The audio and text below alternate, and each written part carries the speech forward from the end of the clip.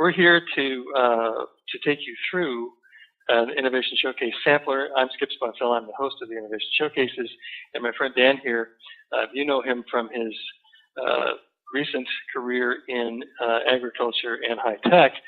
You may not know that he has a long and storied past as a marketing guy at HP. Is that right? You know, that is right. And Skip, I think you've got a long and storied past in ag that you're going to share later, right? Ag and Intel Capital, we're going to talk about that a little bit later as well. You've invited a whole bunch of folks here today, and how come you did that, Dan? Why are we here?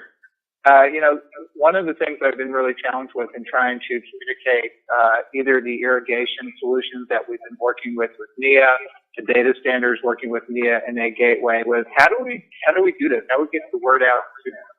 How many field days can we do? What trade shows should we go to? We've got limited time and budget, so it's really looking for a much more effective way to do this.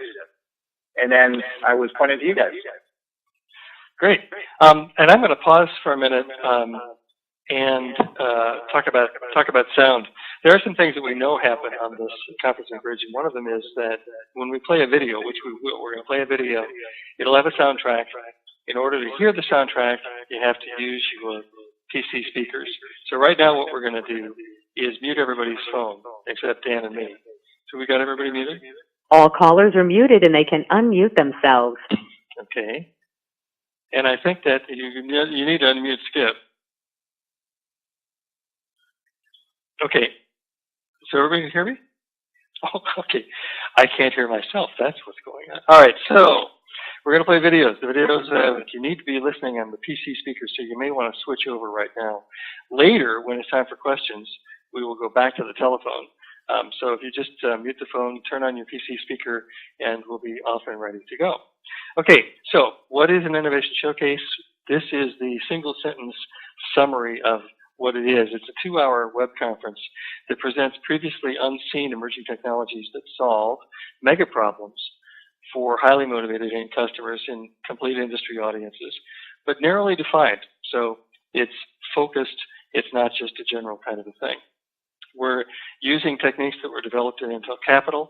The problem there was a portfolio of 500 early stage companies with venture capital investments, and the challenge was, how do I make 500 new things visible and deployable by my 4,000 best customers? Well, it has to have some interesting ways of scaling. Those are the scaling techniques that we're applying here. I want to take you a little bit through how a showcase is constructed, but rather than talk our way through it, we have a video to show you. So Andy, can you roll that video right now, please? We start with a pre-show countdown video to make the attendees feel welcome. In this case, we include 100 years of imagining robots as a way to emphasize how amazing the upcoming technology really is. Then, we kick off with a quick introduction of the top 3 innovative suppliers. We want each attendee to know that they're not alone, so we put up a virtual version of name badges. And then we introduce our panel, and they lay out the present and future situation and trends. Then we bring in the first innovative vendor, and the panel opens with questions that they and the audience want answered. And then off he goes.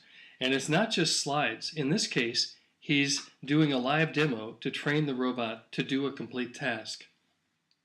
When he's done, the panel returns to interrogate and clarify. And then we bring in the next speaker. And he has some cool video that shows how his robot forklift processes its camera images. And now the panel is back, interrogate, clarify, and now the final innovative supplier. Again, lots of video. Here's a demonstration that shows how continuous improvement will be with software and not hardware swap outs. And then we're back to panel and a full group discussion to end the show.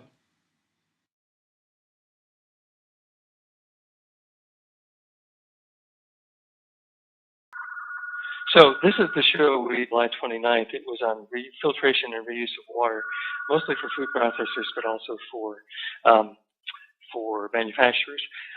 Here's the agenda. And I want to focus first on the keynote guys, the Situation and Trends panel, and just tell you a couple of things about it. First off, the panelists that we go out and get are highly respected on a global basis. They tend to know each other, and if the topic involves public policy, like the public policy guys can vector decisions or not decisions, we want to get one of those guys to be on the panel as well. And in this case, we had two folks that were committee members or board members of the major association for that topic. So that gives you an idea of what kind of panelists we get. The three solution providers, generally we're looking for three adjacencies. We don't want three competitors. We don't want a catfight. We want a whole ecosystem view or complementary solutions. And so I'm going to show you the three presenters we had in July. Two things I want you to take away from them. If you know the company names, you'll know that they've got unique solutions that don't collide necessarily. And we got senior people. So here are just a couple quick looks at the presenters, and you see the titles. The reason we're able to get those titles is because we're using this medium, and these folks don't have to travel, so we can get the right guy. The audience is concerned about timing of the opportunity, and so I'm going to talk about timing for a minute. The lines on this graph refer to where an early stage company or a skunkworks spends its dollars over the life cycle, right? So you start out with a discovery and you spend some time on science, and then you pivot over to, hey, it can be a product. Let's spend some money there. And then finally, it's ready for market, so you got to buy your sales and marketing team. And the optimal point that our audience thinks they want to see folks like you is early. So it's got to be safe, it's got to be supportable in the field, but they want to see it and deploy it strategically before their competitors do. So that's Skip, Skip, this is Dan, and I think sometimes, we know that growers don't always quite act this way, that they may be extending their purchase decisions because, they want to put things on a bit at a time. Right, and we certainly understand that this audience, which is the innovator, wants to extend that magic moment, because you can't just have one magic moment and then go home and forget about your quota for next quarter. So we're sort of in the middle ground, addressing the interest of the audience to make them feel like really cool stuff is happening, but also address the real interests of our presenters. So that is the feedback we get on, okay, does it really work? Does the audience really respond? So here's somebody from just, like, wow, this is really cool. I learned how I could do multiple methods and use a whole bunch of different things, different ways in my complex environment. I wasn't just being counted with one solution. The other thing they say that's implicit here, you don't see it, but it's implied, and you showed me things I had not seen before. So that's what we're trying to do, and hopefully in your case, that helps you. So you might say it would be reasonable to ask, well, these guys seem to be tech guys, and they've got a long history at HP and Intel, but what do they know about farmers? Which is a reasonable question. So we put together a 1-minute video to address that. Andy, can you roll that, please?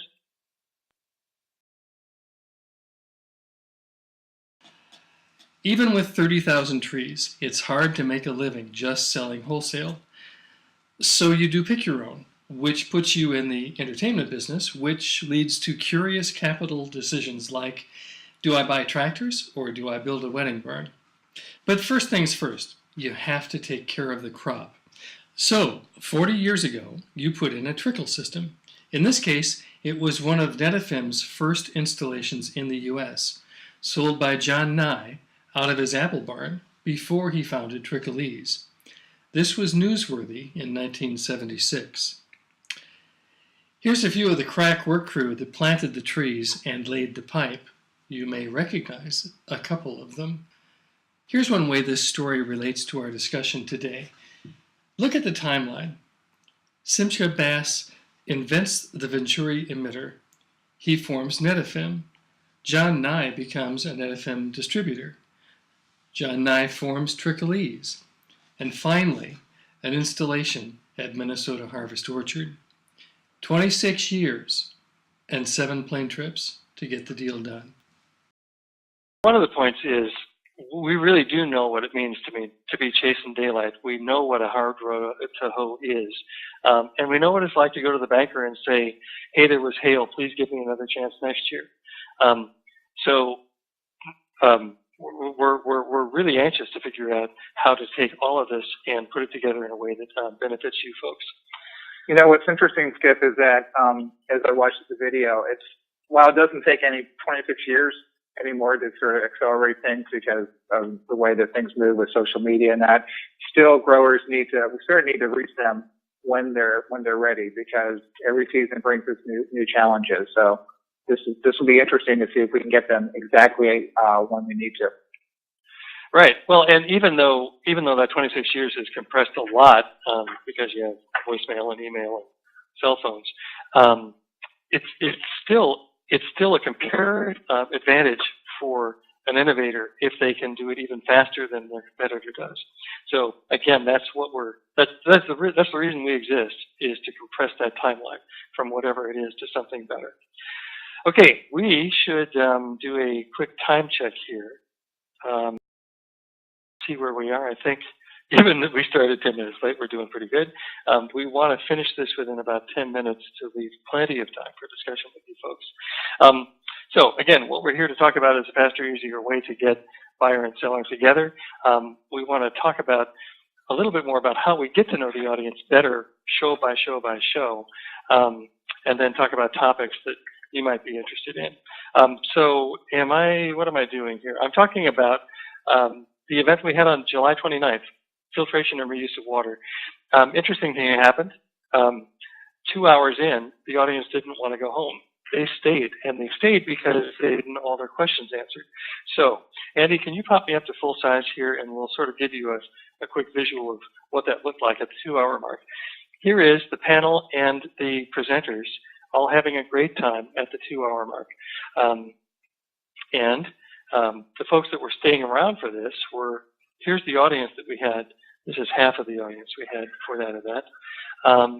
And here's the other half of the audience we had for this event. So these were some very big companies. And one of the reasons that they stayed with us is because, and this is again feedback directly from the audience, what do you like? I like that you're doing this like a TV show.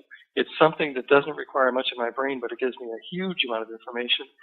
And Dan and maybe Andy, we could talk about what it's like to be on the farm, on the property where you just don't have enough daylight. You've always got something more to do. So you only quit when you can't do any more, which means that all you're doing is watch a TV show, which is exactly where we're trying to meet them. And we think that will work for growers. I want to hear what your feedback, when we turn the mics back on, I want to hear your thoughts on that.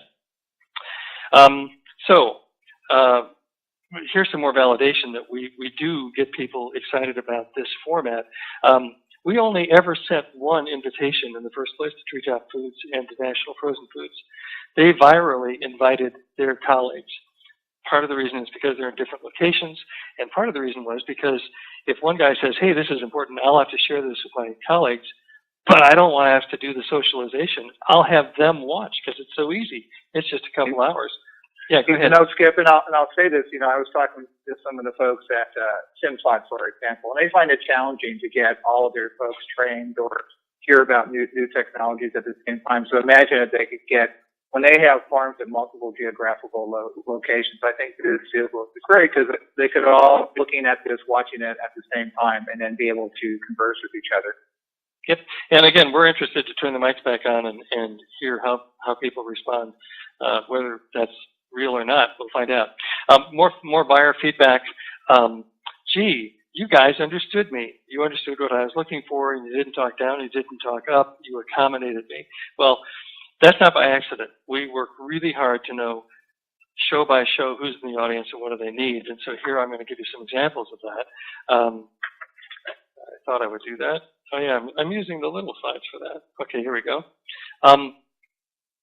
So we know when folks sign up, where are they from? In this case, 60% manufacturers, mostly food processors. This little blue area, miscellaneous, actually was growers and ranchers who found their way in by, I think that was, word of mouth. We didn't invite them. They showed up. Reuse, filtration of water. They were from 40 of the 50 states. We asked them, what's important to you in terms of application? They told us. They told us what the decision drivers are that are, driving them to watch this thing and think about it. Here are the outlier decision drivers. This is a constant metric. 75% or more of the audience has to solve this problem, and 25% of them have to solve it now. So it's a very select audience. Whatever topic we'd set up for you, they would come wanting to see your solution because they know right now they got to do something about it. Their titles are representative samples of organizations, so you have both the decision makers and the recommenders and the operators. They tell us what the barriers are to deployment. Why haven't you deployed yet? What's wrong with the current technology? What magic bullet nirvana are you looking for? What questions do you have for the audience, or for the panel rather? What outlier questions are for the panel? We show all this stuff to the audience at the top of each show, but we also are rehearsing the presenters in the panel with this information as well. So here's Mark Shea from HDR, Andy Shea from HDR, and look at the third comment he makes.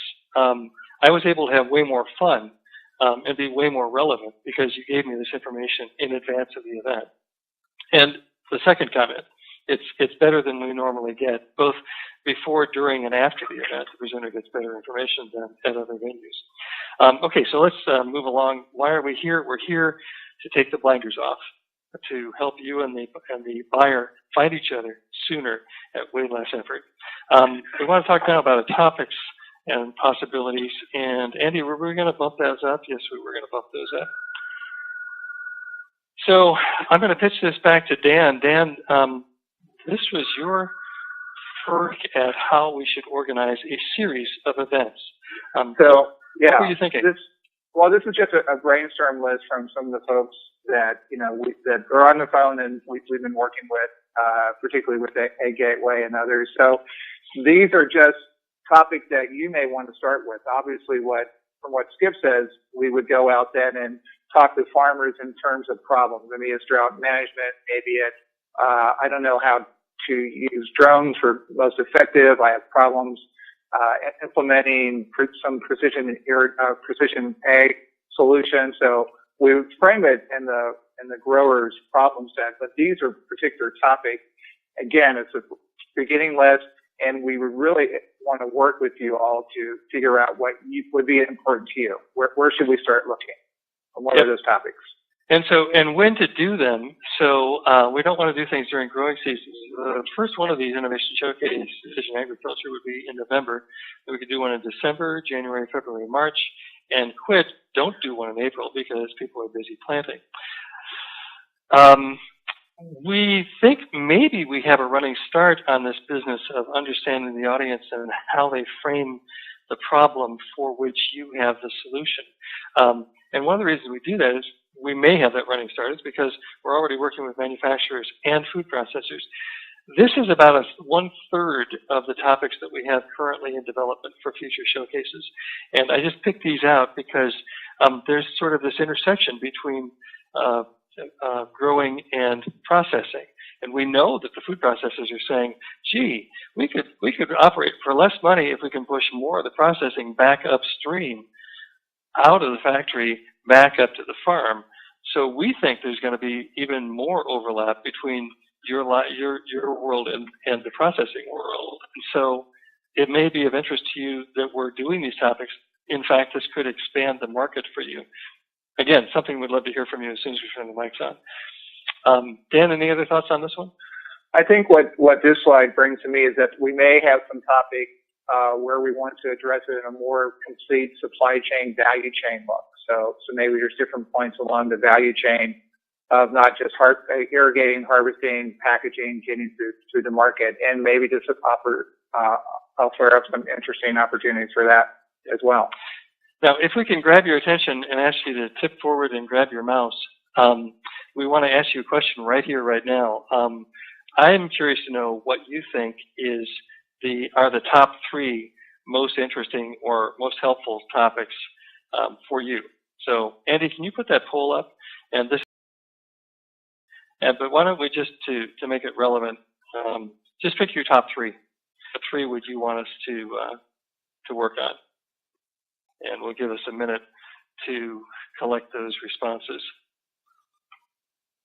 Dan, what are your thoughts looking at these responses? Well, I think what's interesting here is that we see some of the folks we've been working with are heavy into precision irrigation, and it'd be a combination of both hardware, software, and services looking at that. So it's very interesting. And I think the Internet of Things is really becoming much stronger. We're sort of confused about how to address that in the precision ag space to some extent. So that's really coming on strong. Yep, and we are asked to address the Internet of Things with our manufacturing and industrial audience. We've given a lot of thought to how to package that, and I think some of those thoughts are transferable as well. I'm not going to go into that right now. Andy, can we pop back to, and let's move on to what is next, which I think is a time check. We're at 32 minutes past the hour. We started 10 minutes late. I think we're on schedule. I think we're going to finish at about 40 after the hour. And I hope everybody's still awake. Still to come, we're going to talk about success stories. How do we acquire the audience? And then what do we do to get presented during a post-event? So success stories, I'm going to just tell you a couple. This one was from an event in April on waste heat recovery, mostly for food processors. Food processors say, hey, I got to cook stuff, but then I got to freeze it or at least refrigerate it, so I don't want to buy the energy twice. I want to recover the wasted heat. Okay, great. Where are your heat sources coming from? And only 18% of our audience in April said, I got steam. Everybody else had huge BTUs at low energy levels in vast sums of either, exhaust or waste heat. Used to be boiling water sitting there doing nothing. And, the past science is, well, there's not a lot we can do with that. So one of the things our researchers did to find the right stuff, we look all over the place, not just universities, not just early stage companies, but federally funded research. We found a company that was an SBIR grant recipient that had done work for the Army. Just that 750 was a fraction of the work they did for the Army. But the Army's problem is we got a whole bunch of people living in tents in forward operating bases, and we fly in diesel in helicopters that get shot at. So we don't want to fly those helicopters. We want to use the energy once. But it has to be light, and it has to use very little outside sources. So these guys, Energy Concept, came up with some interesting new lightweight metals, interesting valves, interesting ways of circulating ammonia in an absorption chiller. In the audience, in his car, driving from site to site up and down the coast of Oregon and Washington, was the energy director from Trident. He was watching on a handheld. He called 15 minutes after the show was over, found me, said, I've got to talk to these guys. They can do the 50 degrees below thing I've been waiting for. I got 4 plants in Alaska on the coastal villages. We've got to ship all of our power in as diesel in boats. I got to talk to these guys. So by the end of the week, these guys had exchanged information about the plant, about the requirements, and had a conceptual proposal 2 days after the showcase for 4 of these absorption chillers that just slam on top of a diesel generator, each of which recovers $1 million a year. So that was within a couple of days of the event. Here's another one, this one really quick. Some folks from Oak Ridge, Tennessee, smart guys, used to work in federal labs, developed a solid state replacement ballast. Get rid of the copper, put solid state in, and therefore you don't have to tear out all your fixtures and replace them with LEDs. Don't do a capital thing, just do the low cost, repair update thingy. We got huge response from the audience of that, and we got the feedback ourselves in the evaluations. And so we said, gee, it looks like we can put a trip together for you, Mr. Vendor. And the vendor landed in Redding, drove up the Cascades, had 5 visits, sold a bunch of stuff, flew out of PDX, and that was pretty good payback for doing a couple hours on an innovation showcase. One of the customers, Kettle Foods, said, geez, we never would have found these guys. So everybody's happy.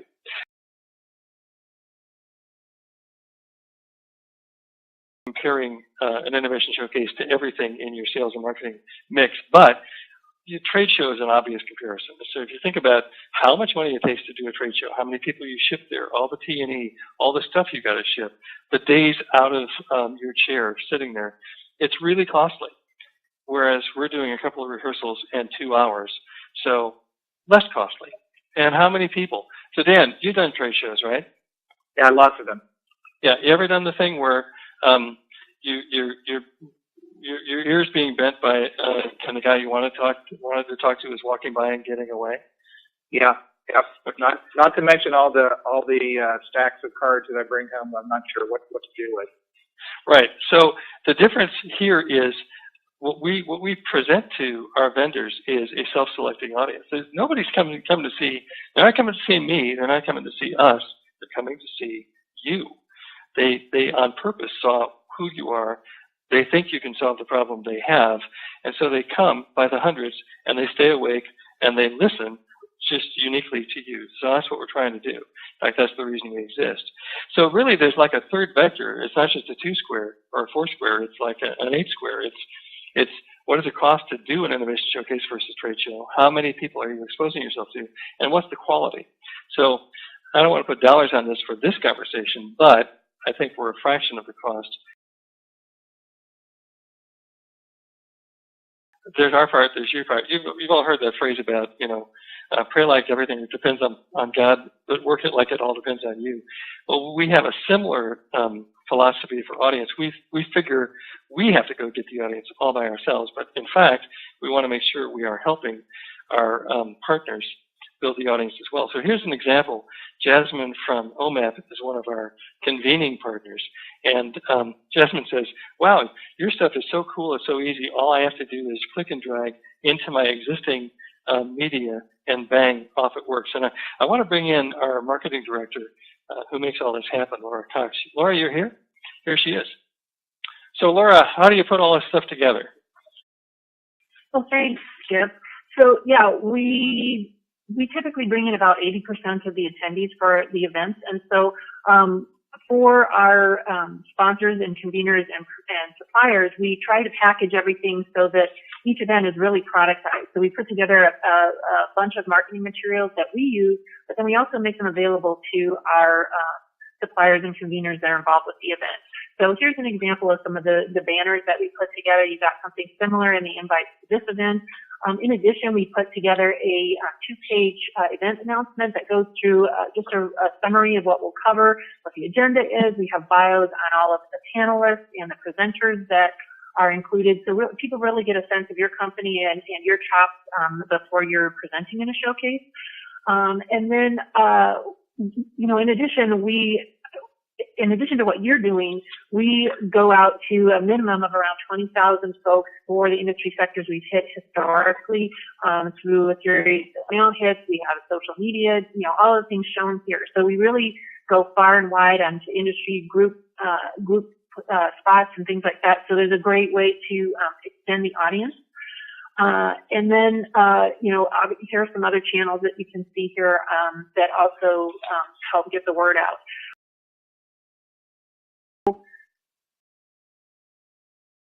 When we look at the qualification process, this is our landing page, and here people register, and they give us really detailed qualification information about the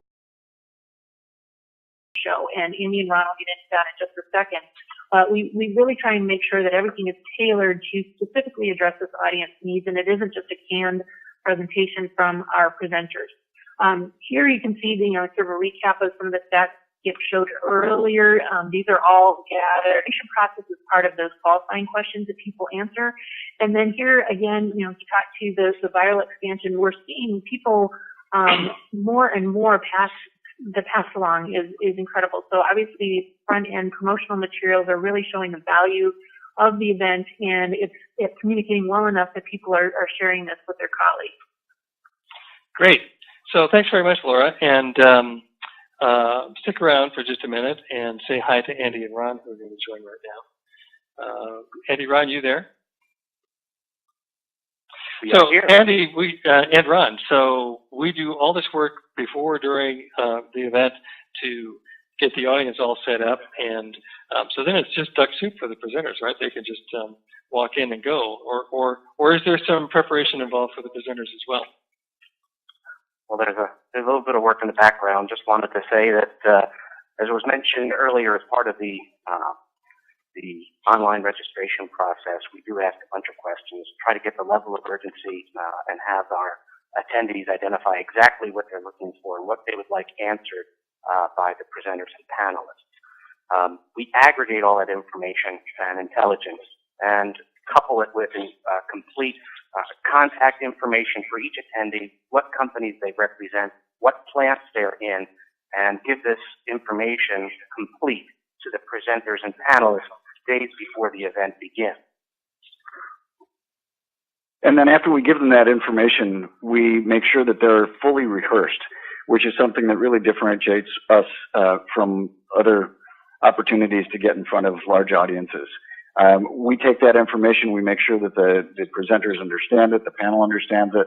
We go through detailed rehearsal where we go through their content, we look at the focus of it, we give them feedback, we look at the tone and the timing to make sure that they are fully prepared to present to the audience against the questions that they've been asked or that have been submitted in advance. And unanimously, we've had just great feedback from our presenters in the past saying that they've really never been as prepared as they have when they've done an Emerging Tech Accelerator showcase. Say something that's really obvious. You all in the audience, all of us have given, and we have our standard pitch. So you get off the airplane, you get in the cab, and you go to the conference room with the 5 guys in it, and you give your standard pitch, which always has as the first 5 slides what's happening in the world. Well, in our case, we've got a situation in Trent's panel that's already addressed what's happening in the world, which makes the other 3 problem-solving presenters redundant. And we need to tell them that in advance, and we need to get that out of their presentation. Or we let them, they know what the panel is going to say, so they can pivot off what this panel is already said, which gives them more time to tell their own message and not have to condition the audience. So good stuff happening. Laura and Dan, can you join us again, because we want to talk about what happens after the event. Dan, you've been to trade shows. Yes, we already established that. So you got your fishbowl of business cards, you get back on the plane, and of course, then the next morning you've contacted everybody and followed up, right? Yeah, because I don't have a stack of papers on my desk and 185 emails to answer. Yep. So what we're doing, this crew and some more folks are tracking like 5 different vectors of information coming at us from the audience, asking for more information or for follow-up, and we collate that stuff. It takes us 3 whole days to do it, and we collate it and get it back out to you so that you know what to chase and what's warm. And we're not just giving you a list of, here are several hundred people, call them all. We still give you the list. You can call them all if you want to, because we're giving you the contact information if you're presenting an innovation showcase, but we want to make it as easy and really graceful as possible. Okay, so let's see where we are. Don't go away, guys. Stick around. Time check. It's 1/4 past the hour. We went 2 or 3 minutes longer than I wanted to, but we're pretty much done. So we asked the question again, why are we here? We're here to take the blinders off and help buyer and seller find each other. I'm going to come back to the question that Dan asked, which was, can we reverse the flow? And the answer is yeah. We can put you guys in the audience seat and bring you 3 or 10 emerging techs that might be ingredients or might be ways, let me see, here's my next slide. They might be ingredients for enabling technologies or disruption to be aware of. We can do that, and that's something we, you know, Dan, if we do a series of innovation showcases, we're going to get to know these folks pretty well, and the idea of just moving gracefully into, hey, let's reverse the flow because now we know what you need to see. We could do that. Just quickly wrapping up, we've shown you a couple of really impactful success stories. We think it's a faster, easier way to go. It's time for questions, and we want to encourage you to turn your phone on now or unmute the mic. I'm going to ask my sound guy, do we have folks still on the line and all I have to do is get unmuted, or do we have to have folks dial back in again?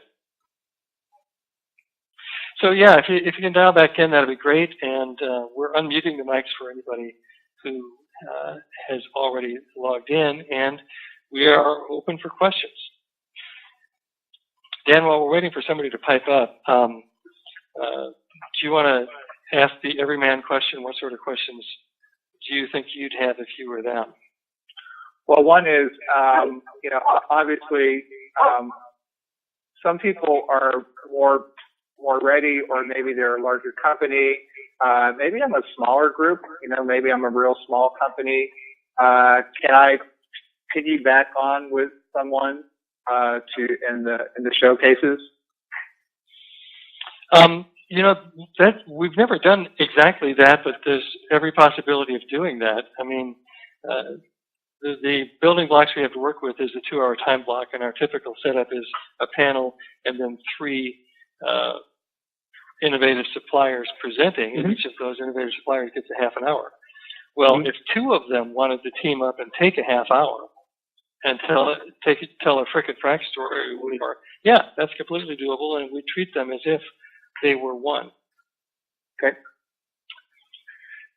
And how far in advance do we need to be planning these out? So let's say that we wanted to do a showcase in November. When do we start actively working with you to do this? Let me answer that 2 different ways. And Andy, Ron, if you want to join in on this one, that's fine too. Yeah. But let me answer our standard mode first, and then talk about this group afterwards. If it's our standard mode of operation, which is we're not working for the innovative supplier, we're working for the audience. So we're working for food processors worldwide. We're finding out from the food processors, what do you guys think your big mega problem is that you all share, and now prioritize them. So that's where they come back and say, waste heat recovery, or, oh my goodness, there's a drought, let's talk about filtering water and reusing it. The audience that tells us what they want. And in that case, it takes us 3 to 4 months to put one together, because we have to interrogate the audience further to really, really understand the problem, and then go find, you know, it's really easy to say, yeah, we looked through 100,000 possibilities and all the federally funded research.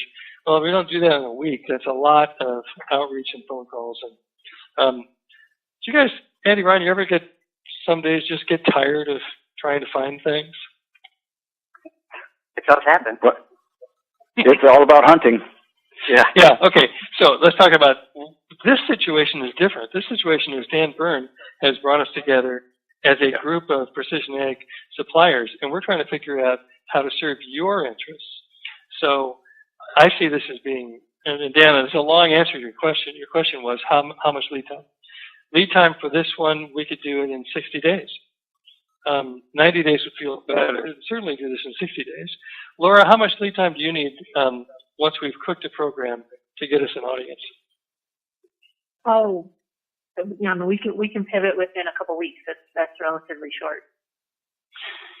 Skip, I think one of the things to keep in mind is that we want to have a focus to each showcase. So by understanding who the players are that are going to be presenting and what their focuses are, and to your point made earlier, we try and have the presenters be a little bit tangential. We don't want a shootout among immediately, you know, competitive presenters, but to the point that there are tangential or synergistic, we want that focus, that showcase to have a focus. So as soon as we can identify what the focus is and who the presenters are going to be, then it all happens pretty quickly from there. Yep. So Andy, Ron, Dan, this question is really for you. I'm going to ask the question. I had made the observation earlier that we've got all these other topics, mega problem solutions that we're working for manufacturers and food processors. How likely is it that some of these precision ag guys might find themselves presenting to the food processors because they've got something that begins to touch the food processor world? I think so, but I'm going to open it up to the rest of the group. I'd like to hear from. Does anybody have an opinion on that on the phone? Well, this is Steve. Is this phone connected? Yep. You guys hear me? Yep, we hear you. 555. You know, from the center pivot world, certainly we take wastewater off of food processors and other processors that can be land applied and apply it. I mean, that's not an uncommon thing to do at all. So. Good. Well, and sometimes it might be the food processor that owns the farm that has the pivot. So that's absolutely. Absolutely. Or they may contract with a farmer, or they may own the land and rent it out to a farmer to farm it, and they have the pivot. There's lots of combinations, but yeah, it's very common with food processors, other processors, municipal wastewater disposal and things. So do any of you Internet of Things folks have a path to sort of invade the food processor at the head end of the food processing? So you've been working with the producer and now his truck has arrived. Is there a way for you to be part of the handoff and just stay right on through the process?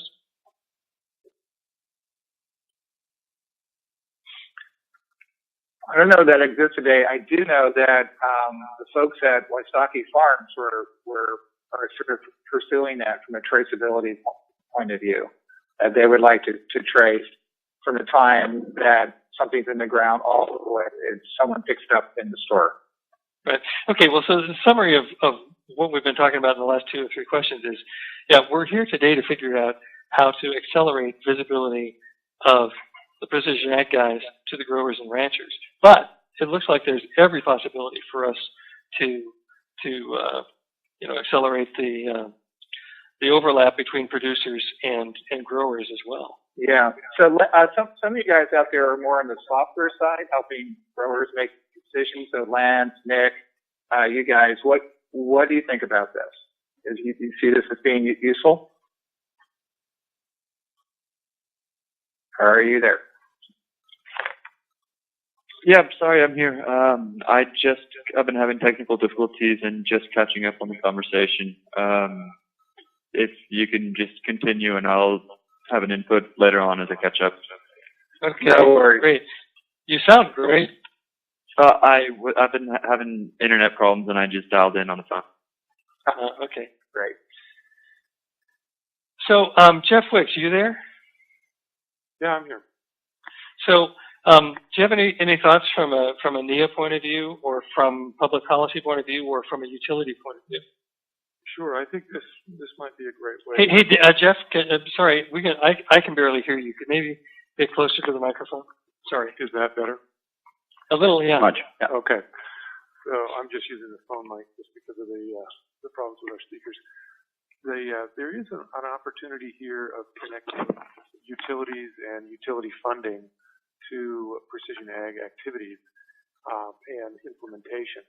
I also think there's 2 other connections that are worth noting, and that is talking about the supply chain and asking for traceability, but there are also sustainability measures that Walmart or Costco or Starbucks are asking growers to document, and it might be a way for the precision ag folks to enable that with their information layer on how that gets communicated.